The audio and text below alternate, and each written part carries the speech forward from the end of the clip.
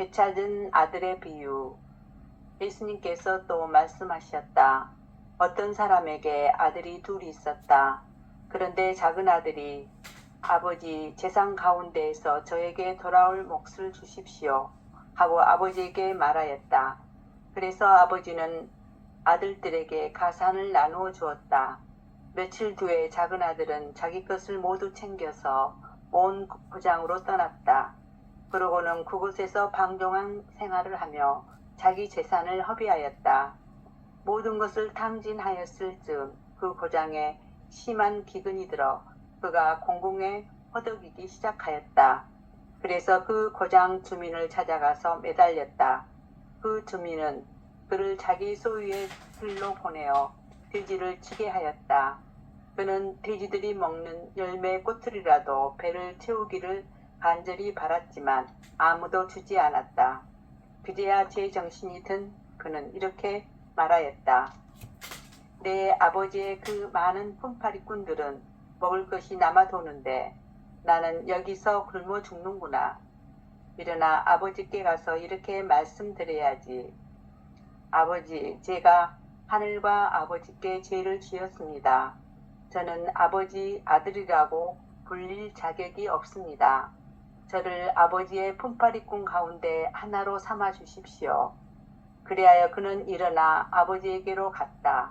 그가 아직도 멀리 떨어져 있을 때 아버지가 그를 보고 가엾은 마음이 들었다. 그리고 달려가 아들의 목을 껴안고 입을 맞추었다. 아들이 아버지에게 말하였다. 아버지, 제가 하늘과 아버지께 죄를 지었습니다. 저는 아버지의 아들이라고 불릴 자격이 없습니다. 그러나 아버지는 종들에게 일렀다. 어서 가장 좋은 옷을 가져다 입히고 손에 반지를 끼우고 발에 신발을 신겨 주어라. 그리고 살찐 송아지를 끌어다가 잡아라. 먹고 즐기자. 나의 이 아들은 죽었다가 다시 살아났고 내가 잃었다가 도로 찾았다. 그리하여 그들은 즐거운 잔치를 벌이기 시작하였다. 그때 큰아들은 들에 나가 있었다. 그가 집에 가까이 이르러 노래하며 춤추는 소리를 들었다. 그래서 하인 하나를 불러 무슨 일이냐고 묻자 하인이 그에게 말하였다. 아우님이 오셨습니다. 아우님이 몸성이 돌아오셨다고 하여 아버님이 살찐 송아지를 잡으셨습니다. 큰아들은 화가 나서 들어가려고도 하지 않았다. 그래서 아버지가 나와 그를 타이르자 그가 아버지에게 대답하였다. 보십시오. 저는 여러 해 동안 종처럼 아버지를 섬기며 아버지의 명을 한 번도 어기지 않았습니다. 이러한 저에게는 아버지는 친구들과 즐기라고 염소 한 마리 주신 적이 없습니다. 그런데 상녀들과 어울려 아버지 가산을 들어먹은 저 아들이 오니까 살찐 송아지를 잡아주시는군요. 그러자 아버지가 그에게 일렀다. 얘야, 너는 늘 나와 함께 있었고 내 것이 다 네 것이다. 너의 저 아우는 죽었다가 다시 살아났고 내가 잃었다가 되찾았다. 그러니 즐기고 기뻐해야 한다. 아멘. 혹시 렘브란트가 그린 돌아온 탕자라고 하는 성화를 본 적이 있을까? 이렇게 무릎 꿇고 있고 신발 하나 벗겨진 상태로 있고 아버지는 서 있고 돌아온 아들은 무릎 꿇고 있는데 발이 한 발 벗겨져 있는 렘브란트가 그린 그림 혹시 본 적이 있을까?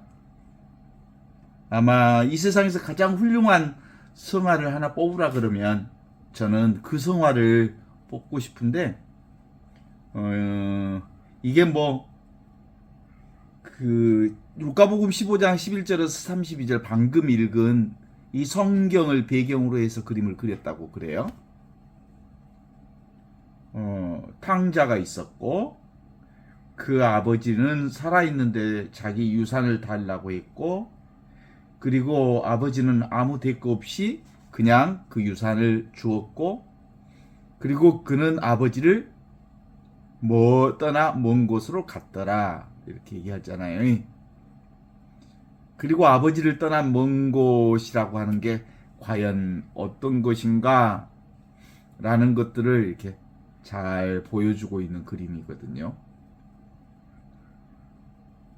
그는 모든 것을 잃고 이제 제정신이 돌아와서 아버지 집에는 먹을 것이 많은데 하고 이제 집에 돌아왔죠. 그의 옷과 신발은 누더기가 되었고 그의 머리는 제수의 머리처럼 아주 짧고 그는 알거지가 되어서 아버지 앞에 무릎을 꿇고 있는 모습으로 이렇게 그림을 그리고 있어요.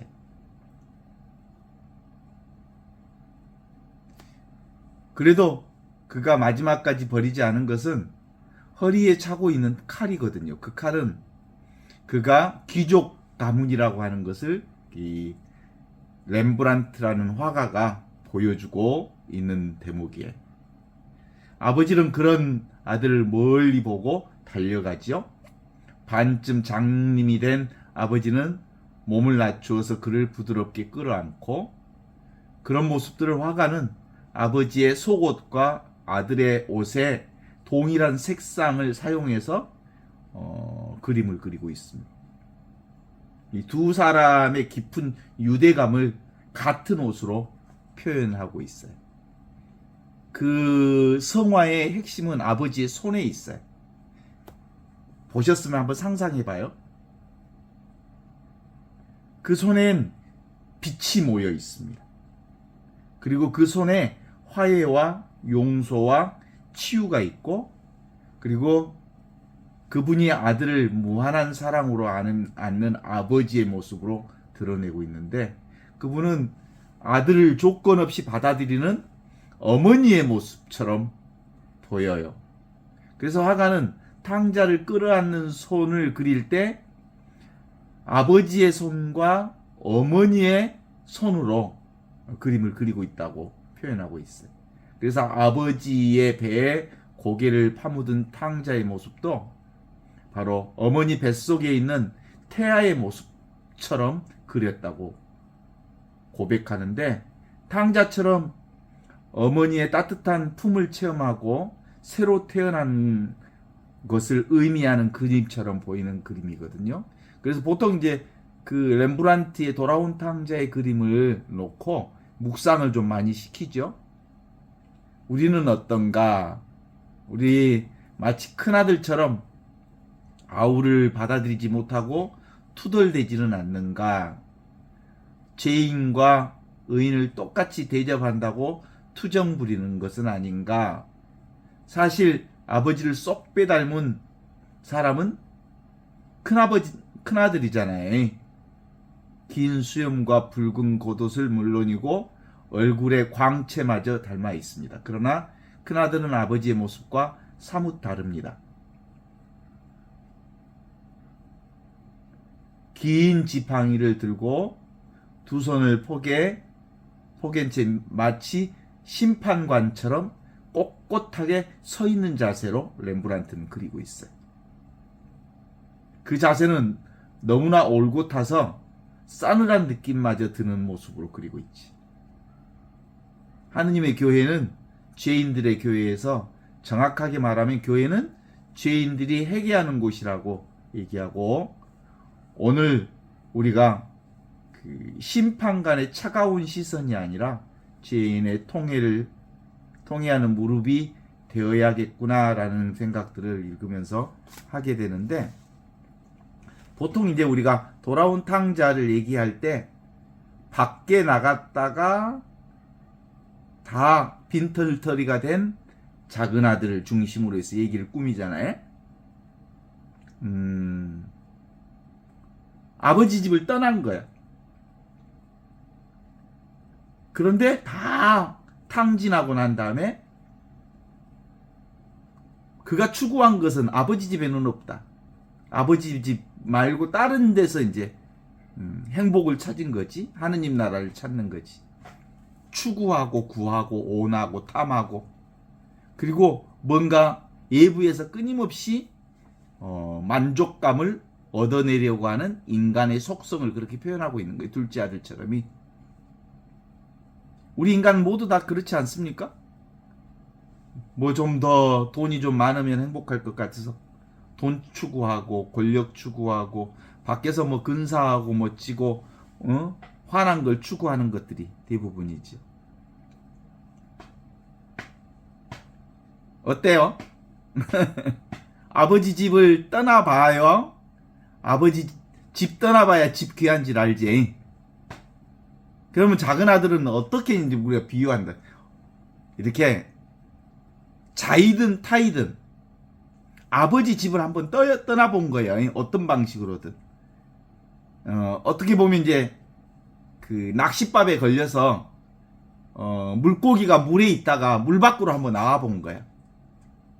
그랬더니 물 밖에 나왔고 생 지옥과 같은 고생을 뎁다 한 다음에 다시 물속으로 들어와서 오메 진짜 물속이 내 집이구나 라고 물을 다시 되찾은 거나 같은 거지.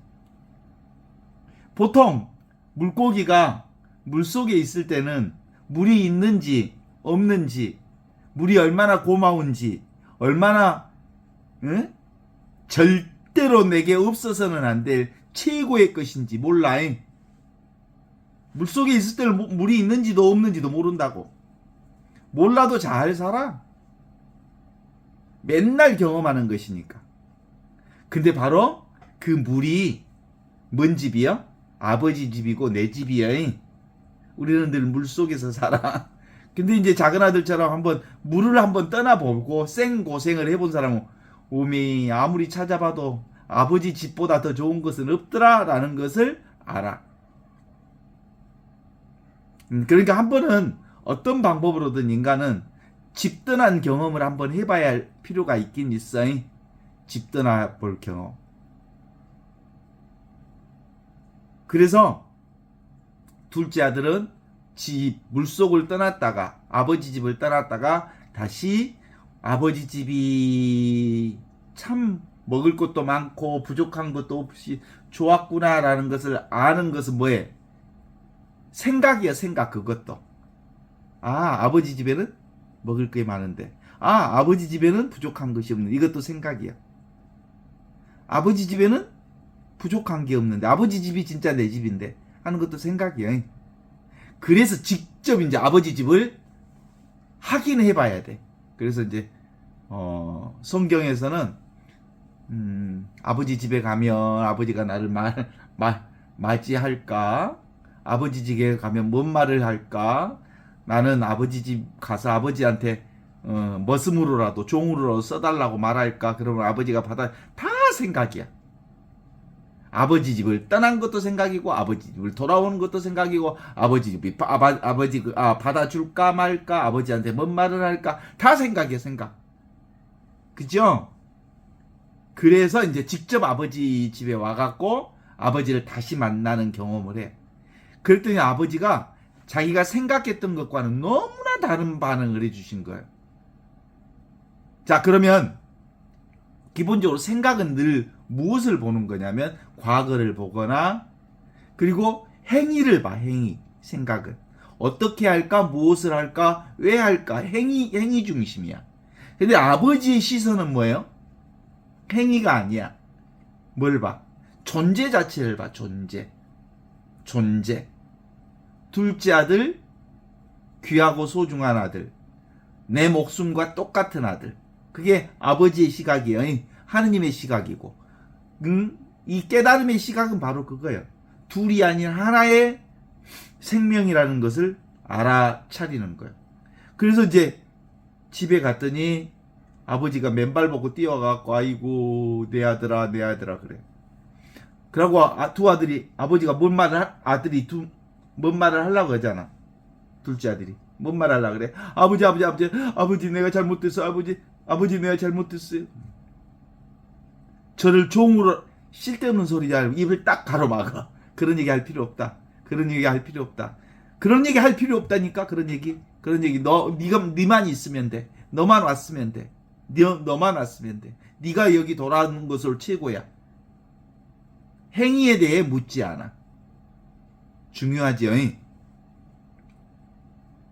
그래서 인간들은 뭘 물어? 늘 내가 잘했나 못했나 올바랐나 그러나 라고 행위를 보지만 아버지는 늘 뭘 봐?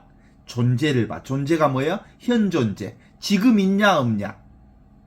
지금 있는 것이 진실이지. 지금 없는 것은 진실이 아니에요. 지금 있는 게 뭐예요? 현존이야. 맨날 있는 것. 항상 있는 것. 언제나 있는 것. 그것이 바로 아버지 집이에요. 그러니까 사실상은 아버지 집을 떠났다는 것도 아버지 집 떠났다는 것도 생각이야. 떠났어도 사실상 어디에 있었어? 아버지 집에 있었어. 아버지 집에 있으면서 실제로 생각으로 아버지 집을 떠났다고 생각한 거지. 그게 우리 인간의 한계. 아버지 집을 떠날 수가 없어. 어떻게 아버지 집을 떠난대? 그게 바로 깨달음의 최고의 경지입니다. 깨달음은 절대로 우리는 깨달음을 떠날 수가 없어. 진리를 떠날 수가 없어. 아버지를 떠날 수가 없어. 은총을 떠날 수가 없어. 사랑을 떠날 수가 없어.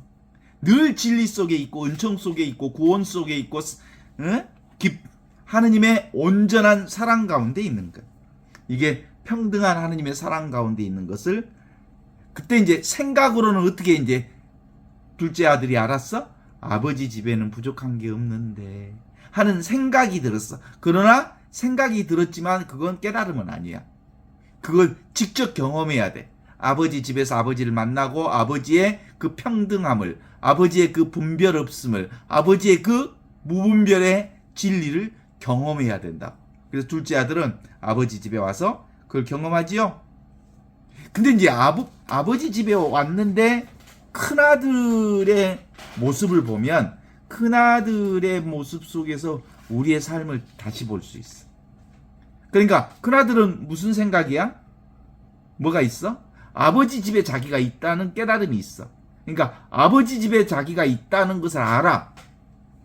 그런데 아버지 집에 있다고 하면서 아버지 집과 아버지와 함께 아버지 집에서 아버지와 함께 살고 있는 것을 알아.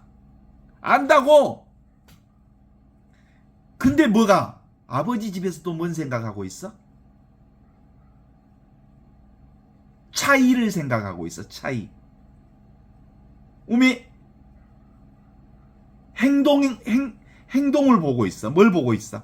아버지의 행동이 집 나갔던 둘째 아들한테 너무 잘해준다. 나한테는 잘해주지도 않더니 송아지 염소 새끼 한 마리도 안 잡더니 어디 놀러 갔다 방탕한 못된 짓거리 하고 돌아온 둘째 아들은 뭘 잘해준다. 뭘 보는 거예요? 차이를 본 거야. 차이.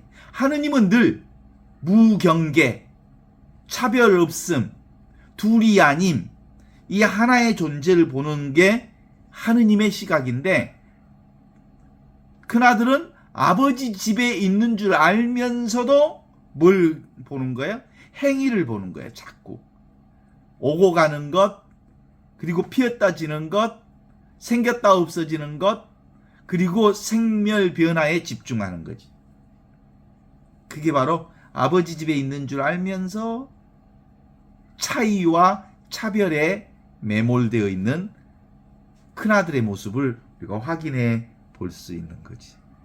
다 그러면 첫 번째 아들과 두 번째 아들 모두가 다 아버지 집에 있는 놈이고 아버지 집을 떠난 놈이도 둘 다 뭘로 사는 거야? 지금 없는 생각을 가지고 살아. 생각, 분별하면서 산 거지. 그러니까 작은 아들은 이제 아버지 집을 떠나서 온갖 고생을 다하고 빈털터리 같은 인생이 되었구나라는 것을 알아차리고, 이게 이제 공허한 상태를 경험한 거거든요. 꼭 이게 이제 거지가 됐다는 말은 무슨 뭐 물질적 거지가 됐다는 얘기가 아니에요. 사실상 뭐라고 할까, 사회에서 성공하거나 돈을 많이 벌어도 뭐 어떤 걸 느껴? 공허함을 느껴. 그게 거지된 느낌이지. 그죠? 사실 제가 평생 사제생활 하면서 늘 내 마음속 한 구퉁이에 뭐가 있었냐면 뭔가 허전한 느낌, 뭔가 텅 비어 있는 느낌, 뭔가 이 세상에 뿌리를 박지 못하고 살고 있는 부평초와 같다는 느낌이 내 안에 있었어. 그게 바로 물질 세상을 그러니까 부족함이 없었거든요. 그죠? 사제생활하면 부족함이 없어요. 거의 다 만족이에요. 뭐 존경받지, 돈 부족한 것 없지, 먹을 것 부족한 거 없지, 뭐 하고 싶은 것 안 되는 일 없지, 다 되지. 근데도 가슴속 한 구석에 텅 비어 있는 어떤 느낌이 있어. 그게 바로 둘째 아들이 느끼는 공허감이야. 공허감, 그것이 거지가 된 느낌이지. 사실은 참 많은 걸 경험했는데 아무것도 없는 느낌. 그래서 제가 결국은 이런 공부를 하게 된 이유가 그런 것 같아요. 하느님 나라 지금 여기 이 현존으로 돌아온 이유도 그런 거 아닌가 싶어요. 늘 내 마음속 한구퉁이에 부평처 같은 텅 비어있는 그 무엇이 채워지지 않는 그게 있었거든요. 지금은 아니지.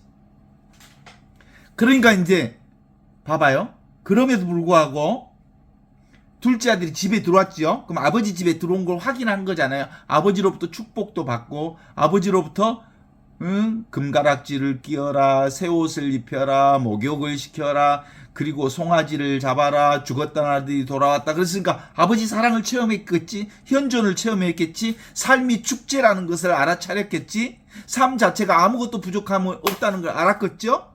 그런데 이 둘째 아들도 또 살다 보면 어떻게 되겠어? 첫째 아들처럼 된다고. 어떻게? 아버지의 사랑, 존재 자체의 행복보다 또 어떤 버릇이 있을까? 차별. 구하고 찾고 온하고 그리고 세상 것에 대한 집착이 또 시작될 수 있다고. 차이와 차별에 매몰될 수 있다고. 그러니까 기본적으로 모두 다 실제로 아버지의 사랑과 은혜와 축복과 구원을 얻은 사람들도 깨어있지 않으면 큰아들처럼 된다고. 이게 우리가 보는 한계가 아닐까 하는 생각을 해보는데 어때? 동의하시오?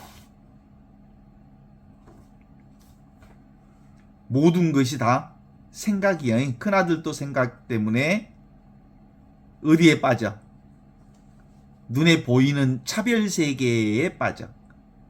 작은 아들도 생각 때문에 아버지 집을 떠나. 그리고 돌아온 것도 생각이야. 그러나 핵심 포인트는 아버지의 사랑을 경험하는 거예요. 오, 여기가 축제구나. 이보다 더 좋을 수 없구나. 이보다 더 화려할 수 없구나. 이보다 더 멋진 게 지금 나의 존재 자체가 최상선을 살고 있구나라고 하는 경험을 해야 되는 거예요. 근데 했음에도 불구하고 또 추구하게 돼 있어, 인간은. 경험을 해도 추구해. 그게 업장이라고 그러지. 버릇이 있지, 옛날 버릇이. 그렇지 않아요? 그래서 진짜로 이제 하느님의 사랑을 깨달은 사람들은 뭐예요? 물속에서 내가 어떤 물결도 어떤 경험도 다 물속 경험, 아버지 집에 있다는 걸 알아차려야 돼.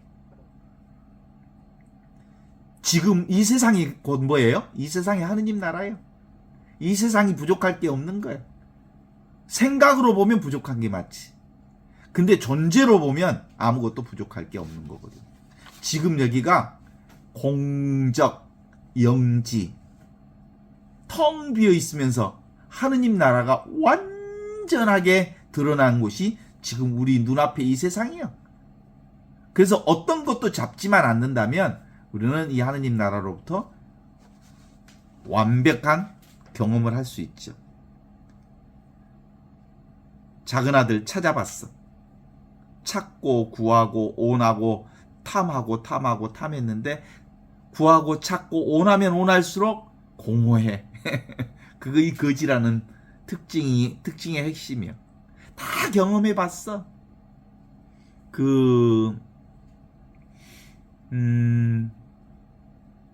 시타르타를 쓴 거기에서도 그 말 나오죠. 온갖 것들을 다 해봤어. 근데 공허해. 근데 공허한 그것이 사실은 하느님 나라예요. 텅 비어 있는 그것이 하느님 나라라고. 그래서 근본적으로 어떤 물질 세상을 쫓고 찾고 온하고 구하고 그것을 잡으려 하는 행위를 뭐라고 그래? 세상을 구하고 찾고 온하고 잡는 행위. 이게 10계명 중에 첫째 번째 계명. 우상을 섬기는 일이야. 보이는 것 쫓아가는 것이 우상 숭배예요. 상의 대표적인 건 뭐예요? 눈에 보이는 세상. 이 세상의 대표적인 것이 뭐예요? 나라고 하는 아상. 죽는 날까지 집착하는 것 중에 하나가 뭐예요? 내가 있다는 이 아상에 헤어나지 못하는 거지. 그래서 아버지 집에는 먹을 게 많은데 하고 아버지 집에서 살아야지 라고 하는 것도 다 생각이에요. 늘 매 순간마다 아버지 집을 확인하는 수밖에 없어. 아버지 집의 이 축제의 세상을 늘 즐기는 수밖에 없어. 그래서 까르페 디엠, 있는 그대로 사랑하라, 아모르 파티, 그리고 모든 것들은 지나간다, 메멘토 모리. 이게 핵심이거든요. 그래서 우리 인간의 자아의 이 헛된 꿈에서 깨어서 오메오메 다 꿈이구나 꿈. 그리고 우상을 섬기지 말라는 주님의 말씀처럼 모든 세상의 상을 버리고 지금 여기 이 세상 내려놓고 지금 여기로 돌아오면 되는 거죠. 그러면 언제나 있던 아버지 집, 그 집이 내 집인 줄 알게 되는 거죠. 이 아버지 집은 현존의 집인데 이 현존의 집은 상수멸진정이라고 그래. 생각도 없고, 느낌도 따로 없고, 그 자리가 지금 상수멸진정인 눈앞에 이 자리라고 말할 수 있거든요.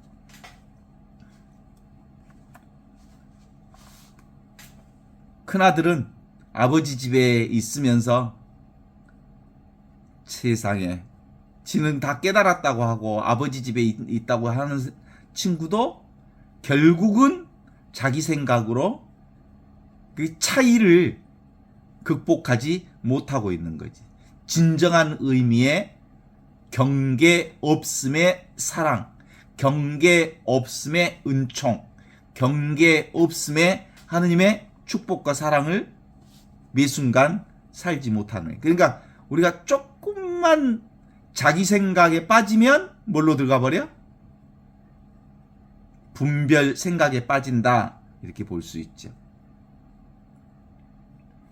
기본적으로는 그게 생각이라고 하는 것이 망상인 줄 알면 생각 그 자체가 뭐예요? 진실이에요. 생각 그 자체가 망상인 줄 알면서 그걸 보면 생각하는 게 얼마나 놀라운 축복인데, 분별하는 게 얼마나 놀라운 내가 살아있음을 드러내는 일인데. 그러니까 결국은 허상이 진상이고 진상이 바로 진리고 진리가 바로 지금 이 세상에 있는 그대로라고 말할 수 있죠. 그 우르부스의 기적들을 볼 수 있을 거거든요. 우르부스라고 하는 게 뱀이 자기 꼬리를 무는 것과 같은 거죠. 내가 나를 보는 것, 내가 나를 느끼는 것, 내가 나를 경험하는 것. 이게 우르부스의 지혜라고 하거든요. 결국은 세상의 모든 것들은 뭐예요? 색과 공이 둘이 아니고요. 세상과 진리가 둘이 아니고요. 주체와 객체가 따로 있지 않고요. 그래서 무유정법, 시유법이라고 정해져 있는 것은 아무것도 없다. 이렇게 보는 거예요. 그래서 우리 인간은 어떤 때 안정되냐면 결정되어진 것, 정의를 세우는 것. 그래서 우리가 대화할 때 보통 이제 그 개념과 정의가 분명해야 토론이 분명해지니까 세상 토론을 할 때는 언어가 그렇게 중요하지요. 아 다르고 어 다르니까 아와 어를 아주 중요하게 여길 수 있어야 되는 거거든요. 우리 분별 세상에서 아 다르고 어 다른 부분에 있어서 분명하게 그것들을 해내야 소통하는 데 도움이 되지요.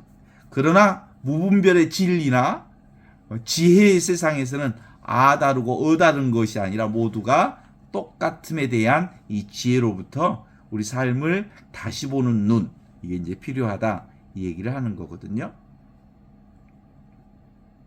그러니까 지금 있는 것은 지금 있는 거 이게 현존인데 지금 있는 건 찾으면 지금 있는 걸 경험할 수가 없어요. 지금 있는 이 현존은 언제 경험해? 그러려거니 하면 경험되는 거예요. 그냥 살면 아는 거예요.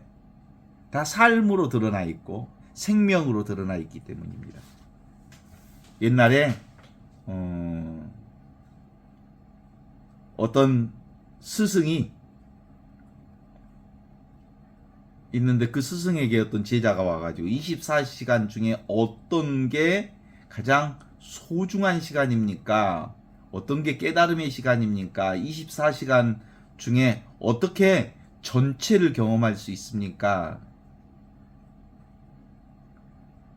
어렵지 않다.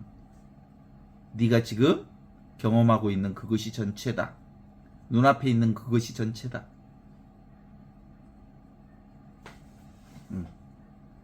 우리에게 가장 소중한 사람 누구?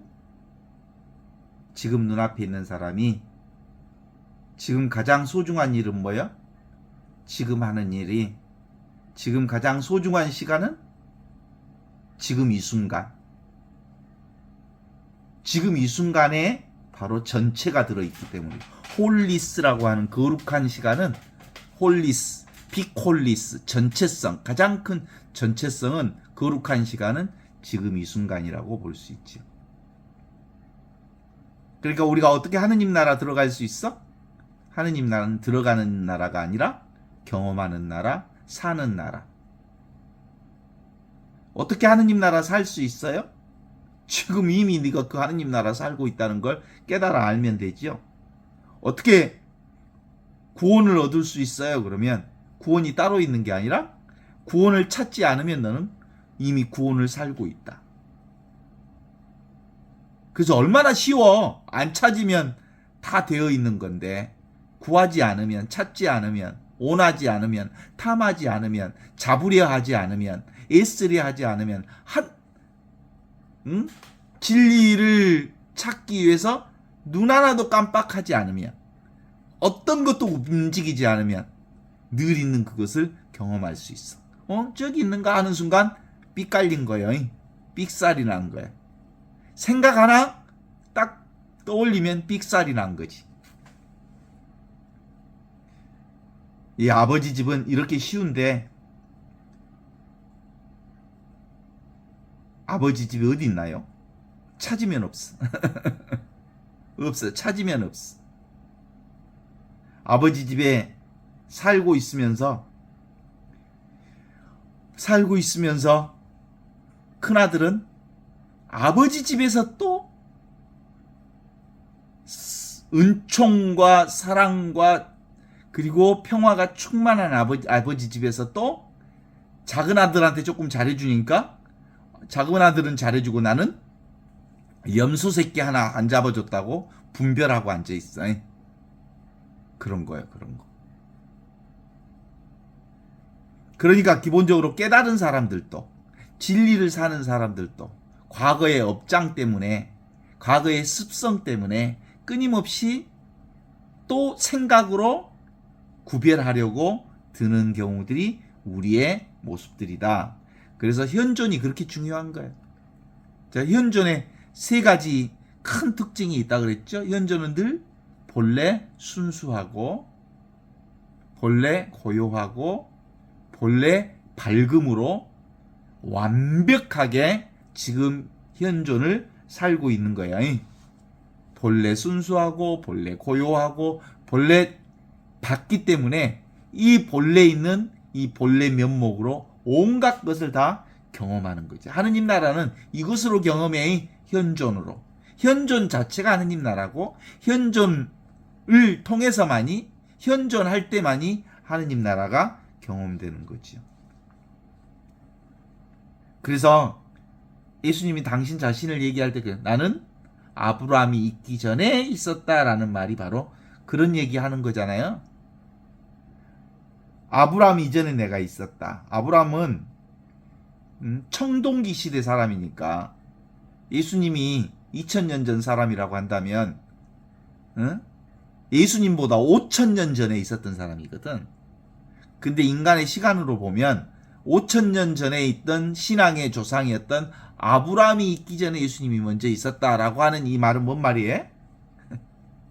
지금 있었다. 지금 이 생명을 가리키는 거예요. 보는 생명. 지금 우리가 아브라함이 보는 그 생명으로 지금 우리가 보고 듣고 알고 있어요. 예수님이 보는 그 생명으로. 그리스도의 그 생명으로. 그러니까 그 아브라함 이전부터 있던 그걸 뭐예요? 태초에 말씀이 계셨느니라 라고 하는 그 말씀이 이 생명인 거예요. 로고스. 현존을 얘기하는 거죠. 그래서 기본적으로 눈앞에 있는 이게 바로 아버지 집이네. 보는 집, 듣는 집, 느끼는 집, 아는 집, 경험하는 집. 아버지 집에는 먹을 게 많은데 하는 것도 생각이요. 실제로 맛을 봐봐. 아버지 집에서. 실제로 보고 듣고 느끼고 아는 집. 살아있는 집. 이 집이 아버지 집이에요. 그래서 아버지 집은 생각으로는 갈 수 없는 나라, 체험으로만 경험하는 나라. 그래서 직접 체험이요. 아버지가 맨발로 뛰어나와 불잖아. 맨발로, 맨손으로, 그 맨발, 맨손이라고 하는 게 그 맨발로, 맨손으로 그런 게 있는 게 아니고 지금 이것을 맨발, 맨손이라 그래. 눈앞에 이것을.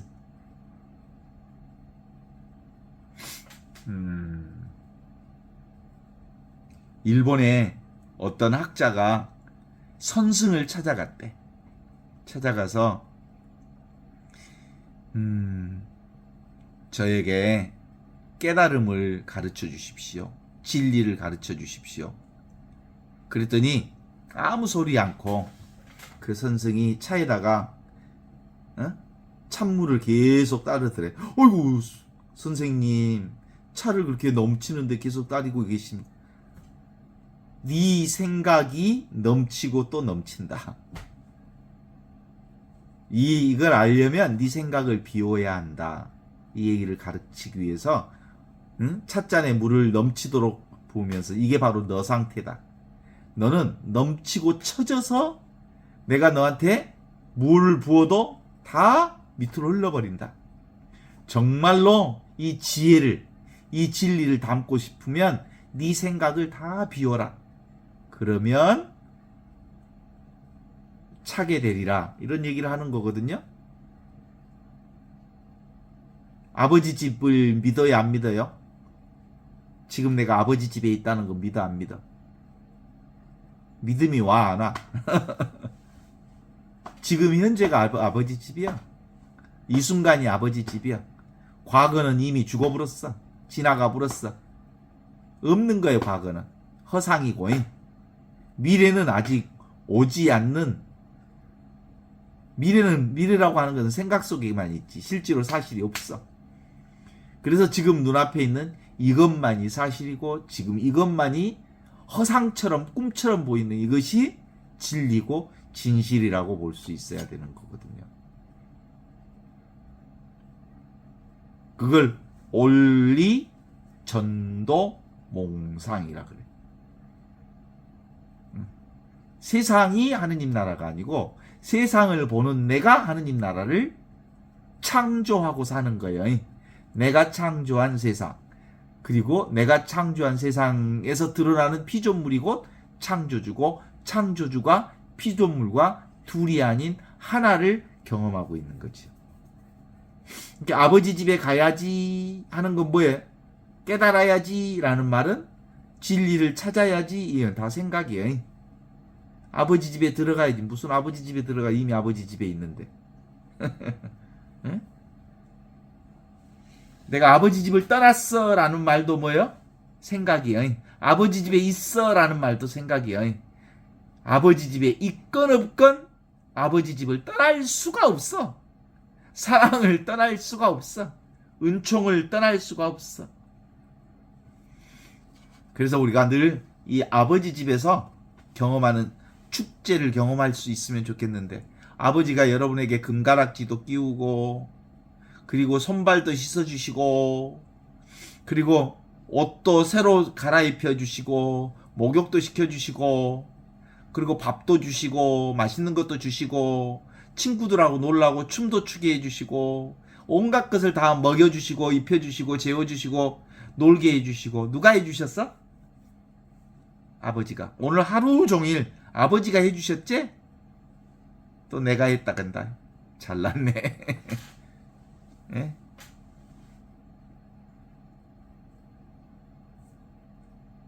그래서 요즘 시대에서 무슨 일이 일어났는고 하면, 좋은 일도 일, 싫은 일도 이걸, 선도 이것, 악도 이것, 음도 이것, 네? 어두울 암자, 음양, 음도 이것, 양도 이것, 남자도 이것, 여자도 이것. 여기서 일어나는 것은 동전의 앞니처럼 똑같은 것 아니. 이 평등 세상 안에서, 눈앞에 이 세상에서 경험되어지는 모든 것들은 다 내가 창조한 거야. 내가, 그때 나는 뭐야? 전체 생명이 창조한 거야. 그걸 근본적으로 공유 생명이라고 할 수 있죠. 공유 생명, 똑같이 경험하는 생명. 그래서 오늘 우리가 이 공부하면서 알아보면 좋을 것 같은 게, 집을 떠나본 사람만이 집의 소중함을 알고 집으로 다시 돌아와서 아버지의 품, 사랑의 품, 은총의 품, 자유의 품을 경험하지만, 그 품을 경험했다고 해서 또 생각에 빠지지 말라는 법이 없어. 봐봐, 큰아들 아버지 집에 있는 줄 알면서 또 차별 생각 속에 빠져 있잖아. 그러니까 또 아버지한테 투덜거리기 시작하잖아. 깨어있지 않는 사람은 늘 투덜거리게 돼 있어. 그래서 원래 내가 아버지 집에 있다라고 하는 것을 깨달아 아는 것, 그게 이제 줄탁동시라고 그래. 어미닭이 병아리를 톡 쫓아서 이제 새로운 세상을 맛보게 하는 이런 경험들이 실질적으로 그 무엇보다도 중요하죠. 오늘 간단하게 한 줄 한 줄 한 절씩 한번 보면, 11절에 보면 뭐가 나와요? 어떤 사람에게 두 아들이 있었다. 이 두 아들이 뭐예요? 우리 안에는 첫째 아들의 성향도 있고, 내가 아버지 집에 있어 라는 깨달음이 있어. 근데 아버지 집을 떠나고 싶어 하는 마음도 있어. 둘째 아들의 마음도 있어.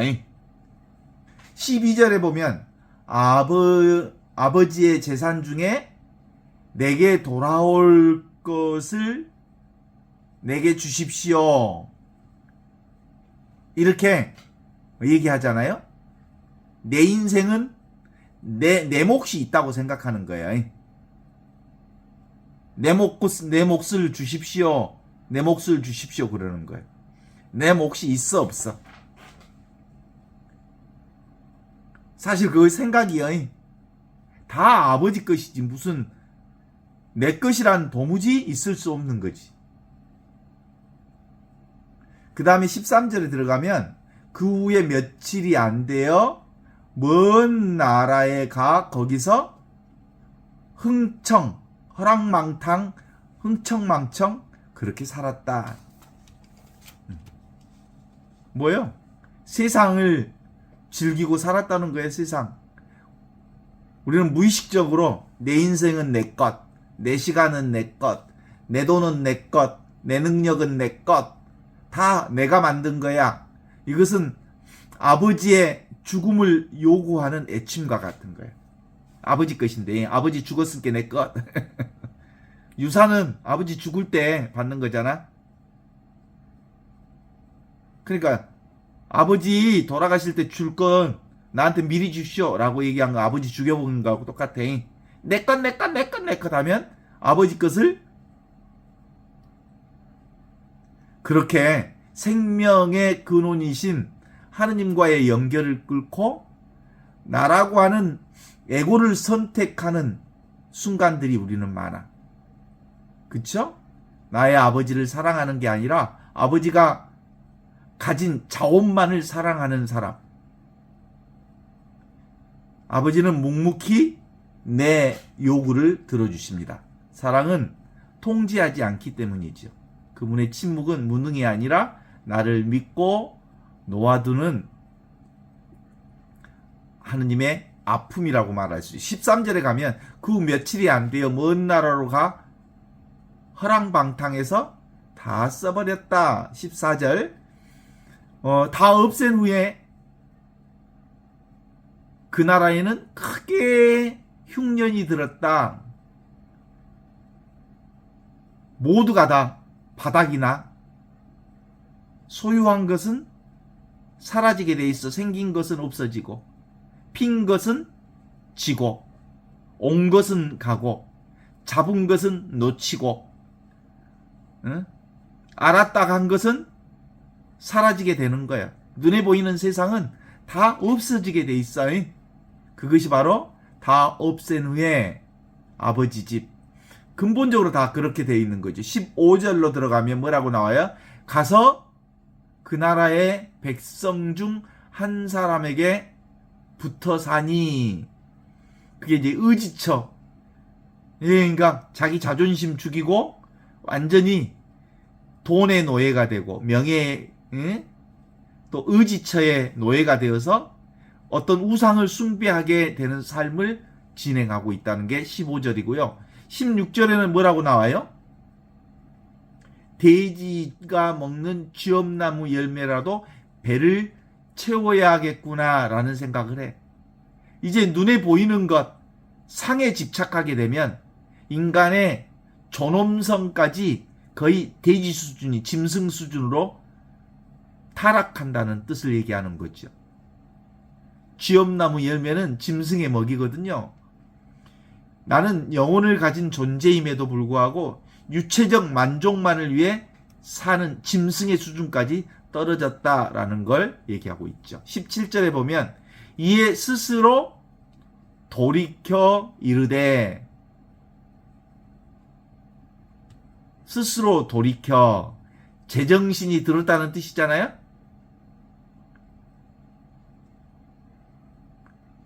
늘 밖의 것만 세상 것만 눈에 보이는 것만 쫓으면 눈이 돌아버려. 눈이 돌아버려. 그래서 고통의 명상을 하면 이제 다 잃어버리고 정말 가진 것을 다 잃어버릴 때 제정신이 들 때가 많아. 여기 최민석이라는 사람도 언제 정신이 들었을까? 암 선고를 받고 너 죽을 수도 있어? 함께 그때 살짝 제정신이 들기 시작한 거예요. 오메 내 목숨이 아니네? 언젠가 늘 나는 내 목숨으로 살 줄 알았더니 나도 곧 죽을 수 있네? 라는 것을 알면서 제정신이 든 거거든요. 18절에 들어가면 내가 일어나 아버지께로 가서 이르기를 일어나서 아버지께 가는 결단이 필요합니다. 그건 근본적으로 실천의 영역이죠. 아버지를 직접 만나려고 하는 의지가 있어야 돼. 살아계신 그리스도를 직접 만나는 감행하는 마음이 있어야죠. 하늘과 아버지께 죄를 지었사오니 그는 더 이상 핑계를 대지 않습니다. 환경 탓, 남의 탓을 멈추고 자신의 책임을 직면한다는 고백이라고 말할 수 있죠.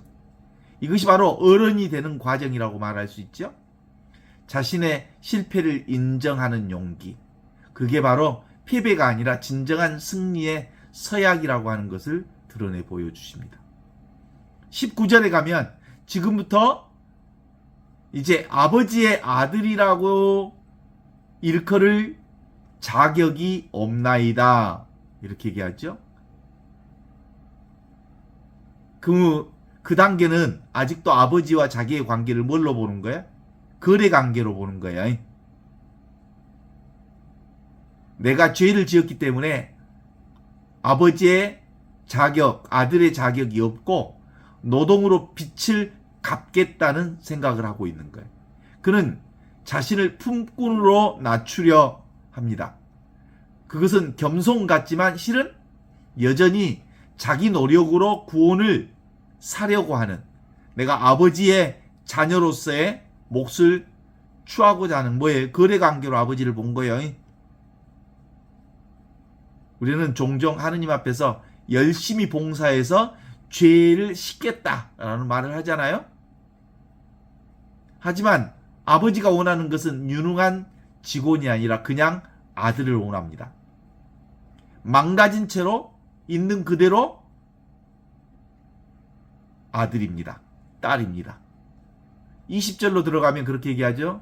이에 일어나서 아직도 거리가 먼데 아버지가 그를 보고는 측은히 여겨 달려가더라. 이게 숨 막히는 장면 아닙니까? 하느님은 어떤 체면도 무릅쓰고 어떻게? 점잖은 체면도 율법 권위도 옷자락을 휘날리며 달려가서 작은 아들을 바로 깨안습니다. 냄새난 더러운 모습 그대로, 그리고 죄투성이 그대로. 아직 거리가 먼데 이미 나를 알아보고 달려오시는 아버지. 나의 속도보다 하느님의 사랑의 속도가 훨씬 크고 빠르다는 것을 보여주는 거죠. 그분의 숨가쁜 포옹이 바로 둘째 아들의 더러움을 덮어버립니다. 지금 나를 향해 달려오는 아버지의 목소리를 들을 줄 알아야 되는 거죠. 21절에 들어가면 아들이 이르되 제가 감당할 수가 없습니다. 저는 자격이 없습니다. 라는 죄책감을 얘기하지만 아버지 앞에 죄책감이란 아버지는 그런 거 상관하지 않습니다. 입을 딱 막고 살아 돌아왔으면 그만이다 라고 말하는 거지요. 22절에 들어가면 아버지는 종들에게 이르되 제일 좋은 옷을 내다 입혀라. 이건 뭐예요? 신분을 회복시켜 주는 겁니다. 제일 좋은 옷. 하느님의 아들로서 다시 신분 세탁을 해주는 거예요. 아버지 앞에 오면 이미 아버지의 아들이 돼버리는 거예요. 거지 옷을 벗기고 왕자의 옷을 입혀주십니다. 가락지를 끼워서 권위를 회복시켜 주시고 신발을 시켜서 완전한 하느님의 자유인임을 선포합니다. 이것이 먼 훗날 천국에서 일어나는 일이 아니라 지금 여기서 일어나는 일이에요. 현존이 바로 그거예요. 나를 뭐라고? 세상에서 가장 존귀한 자, 세존이시여 이렇게 부르는 거예요. 세상에서 가장 존귀한 내 아들이여. 너는 내 아들이다. 그러니 너희는 그의 말을 들어라 하는 선포가 들려오지요. 23절에 가면 그리고 살찐 송아지를 끌어다 잡아라. 우리가 먹고 즐기자. 신앙은 금욕이나 고행이 아니라 축제라는 것을 선언합니다. 아버지는 아들의 귀향을 위해 생명을 희생시킵니다. 십자가의 예표가 그런 거거지. 이 세상은 축제예요. 생명의 축제, 삶의 축제, 그리고 살아있음의 축제, 최상선의 축제. 우리 인간의 생각으로 보면 부족함이 많은 것 같지만 하느님의 눈에서 보면 세상은 온전한 축제의 연속입니다. 24절로 보면 이 내 아들은 죽었다가 다시 살아났으니 그를 즐겁게 하라 이렇게 말하죠. 존재의 회복, 죽었던 아들이 다시 살아났다. 근본적으로 하느님은 뭘 본다? 인간은 행위를 보지만, 겉모습을 보지만 하느님은 속마음을 본다. 존재 자체를 본다. 25절로 들어가면 맏아들, 큰아들은 밭에 있다가 돌아와 풍악 소리를 듣고는 큰아들은 뭘 봐버려? 행위를 봐버려. 행위. 눈에 보이는 것. 행위를 보고 26절에서 7절을 보면 한 종을 불러 당신 동생이 한 종을 불러서 당신의 동생이 돌아왔음에 저렇게 축제를 벌입니다. 근데 그렇게 얘기함에도 불구하고 역시 큰아들은 아버지의 행동을 봐. 동생의 행동을 봐. 하느님은 뭘 본다고? 존재를 보는데 큰아들은 행동을 본다는 점을 기억할 필요가 있어. 29절에 가면 내가 여러 해 아버지를 섬겨 명을 어긴 적이 없거늘 아버지께서는 나에게 송아지 한 마리도 잡아주지 않더니 뭔 말이야? 큰아들 얘기. 행위를 봐. 행위. 끊임없이 움직이는 것. 생멸현상. 오고 가는 것. 피고 지는 것. 그리고 일어났다 사라지는 것. 그걸 보는 게 큰아들의 특징이에요. 인간은 모두 다 행위를 봐. 겉모습을 봐. 30절에 이끈합니다. 아버지의 살림을 창녀들과 함께 삼켜버린 이 아들이 돌아오니까 뭘 봐? 행위를 본다고. 31절에 아버지가 하는 말이죠. 예, 너는 항상 나와 함께 있으니 네 것이 다로 내 것 아니냐. 네 것, 내 것은 분별하는 것인데 아버지의 눈에는 네 것, 내 것이 없어. 내 것도 네 것이고 네 것도 네 것이다. 네 것, 내 것은 다 사실 인간이 구분하는 거지. 실제로는 구분할 게 없는 거야. 그래서 32절에 이렇게 얘기합니다. 네 동생은 죽었다 살아났으니 우리가 즐거워하고 기뻐하는 것이 마땅하지 않느냐. 아버지는 당신의 아들이라고 비꼬는 맏아들에게 내 동생이라고 정정해 줍니다. 당신의 아들을 내 동생이라고. 관계 회복 없이는 잔치에 들어갈 수 없습니다. 그래서 이 말은 아주 우주의 질서지요. 생명으로 돌아오는 것을 기뻐하는 것이야말로 인간이 해야 할 가장 마땅한 도리입니다. 생명으로 돌아오는 길, 그게 바로 현존하는 길, 지금 여기를 사는 길입니다. 기본적으로 우리가 계속해서 공부하는 것은 이 현존의 관점으로 볼 때 비로소 돌아온 둘째 아들, 불평하는 첫째 아들, 이것이 바로 현존의 관점으로 볼 때 제대로 보이는 거야. 아버지 집을 떠난 적이 있어 없어? 작은 아들 없어. 큰 아들 떠난 적이 있어 없어? 없어. 그러니까 모두 다 생각으로 사는 사람들은 아버지 집에 있건 아버지 집을 떠났건 다 생각이야. 생각만 내려놓으면 그 누구든 다 현존. 지금 여기 이 순간 아버지 집을 결코 떠나지 않는 현존의 삶으로부터 벗어나지 않는다.